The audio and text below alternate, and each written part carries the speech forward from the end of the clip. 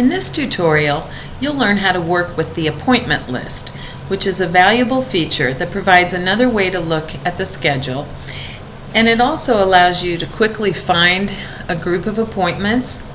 You can also change or delete a group of appointments all at once, and you can create a report listing of the appointments that you can print or email to your clients.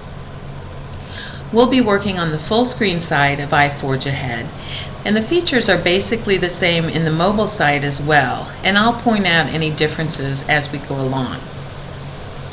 Now, there are two ways to access the appointment list. One is from the schedule and one is from contacts. We'll begin by going in from a specific contact record, and from the contact list I'll select Breezy Acres, and once you're on the contact details screen, you'll notice in the action panel on the left there's a link for appointment list. We'll click that, and that will take us to the appointment list screen. And because we came in from the Breezy Acres contact record, the list is already filtered to show only appointments for Breezy Acres. Now, in the list, you'll see, in addition to the location, it's indicating the type of the appointment as well as the date and times. There's also a details link for each appointment that you can click if you want to get to the detailed record and see more information about that appointment. The list is initially sorted by date order in reverse, so it will always show the latest date at the top, and as you move down the list, you're going back in time. If you'd like, you can resort the list by clicking on the date column header, and that will sort it from the earliest appointment and moving into the future. Now, in the action panel, you have some filter controls that allow you to refine what appears in this list. We're already filtering by a specific location, which you can change if you'd like with the drop-down list. And we can also filter by a specific date range.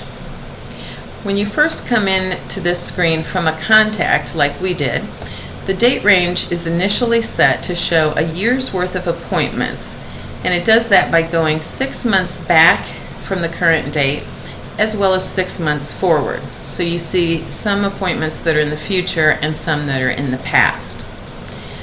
Let's change that range to show only future appointments.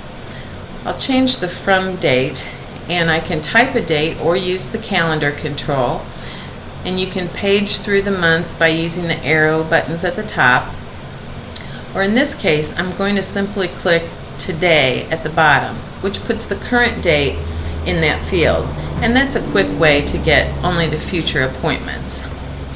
You'll see that the list has been rebuilt to show just those appointments.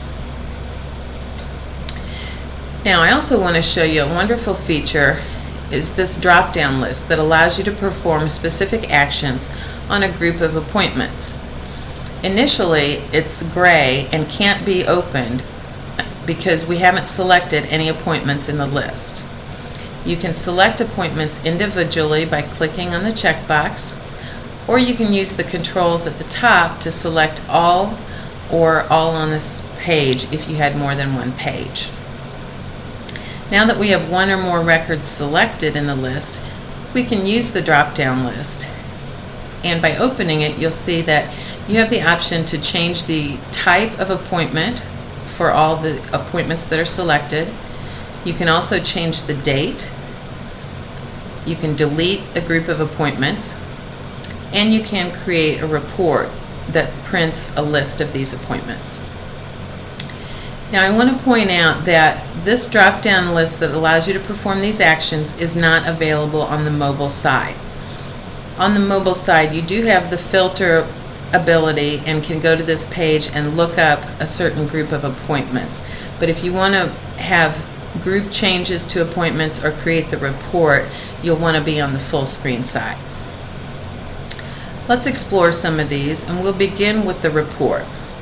I'll select Create Report,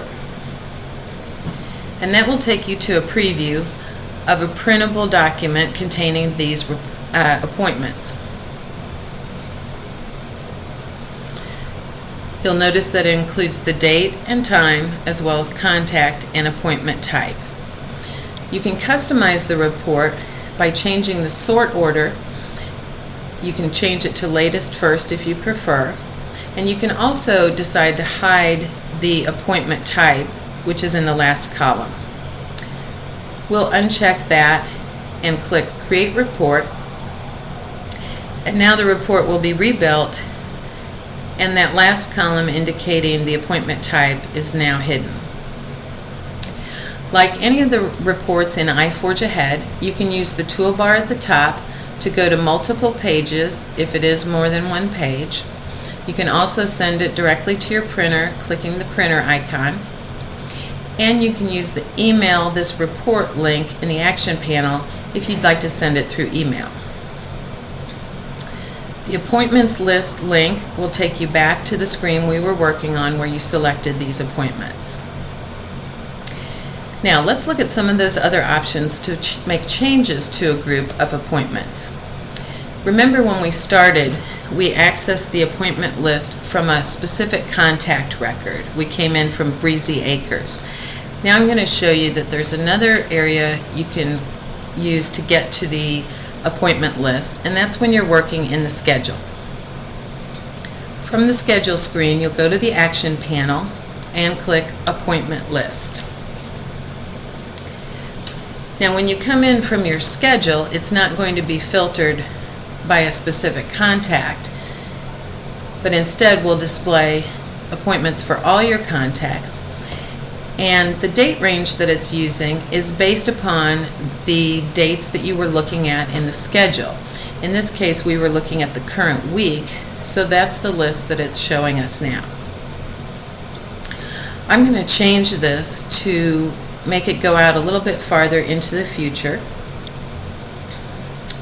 And we'll say that we want to include the appointments all the way through the end of January, and clicking on January 31st of next year, and the list will be rebuilt to include those appointments as well.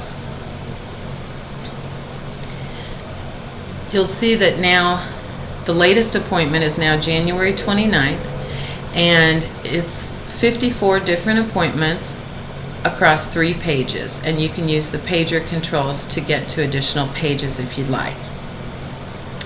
I'm going to resort this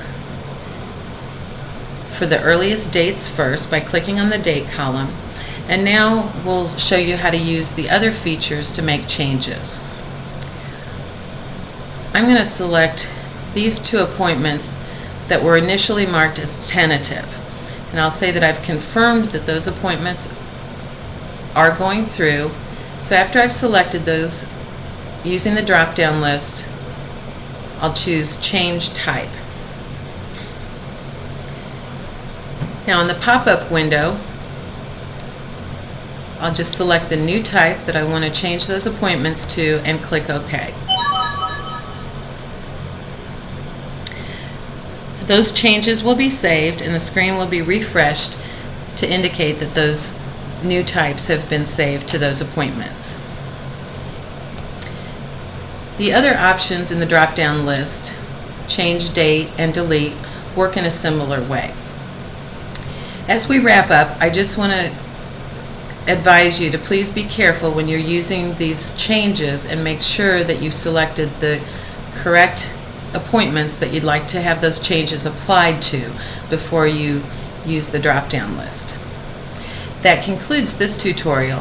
Thanks for choosing iForgeAhead.